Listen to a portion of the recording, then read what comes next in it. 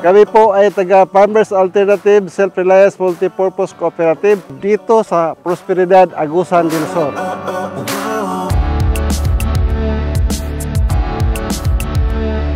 Ang kooperatiba namin ay na-form siya 1992. Yung mga farmer dito sa community namin noon, wala kaming mga machinery equipment para sa sakahan. Wala kaming mga technology talaga sa farm. Until such time na nakatanggap kami ng mga ayuda o assistance galing sa government. Ito form of financial or equipment or machineries. So, nang dumating ng mga panahon na yun, yung mga farmer natin, adapt sila ng mga bagong technologies, mga equipment sa farm, medyo na-minimize yung labor cost, yung lahat-lahat, no?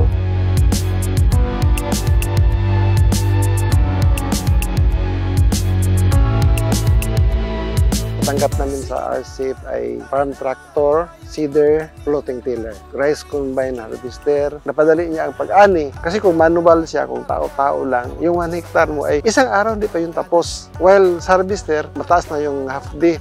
Tapos na, nakasako na yung mga palay mo. Bawat magsasaka, sabay-sabay arangkada. Gusto natin na mapalawak natin yung informasyon, ang kaalaman ng mga farmer natin na dapat mag-mechanize na para ma-inganyo natin yung mga youth natin na pumalik kayo sa farm. Sino na ngayon ang mag-feed sa mga tao kung wala na mag-farm?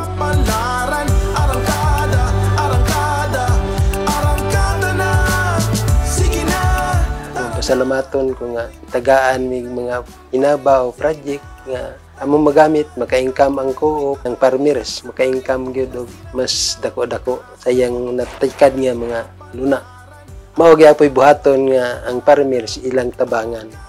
Kayo po lahat na nagbigay sa amin ay natouch ninyo yung buhay ng mga farmer natin. Napataas ninyo yung kaalaman namin. Sana ay tuloy-tuloy para mabenepisyohan natin yung ating lahat, yung country, yung farmer natin.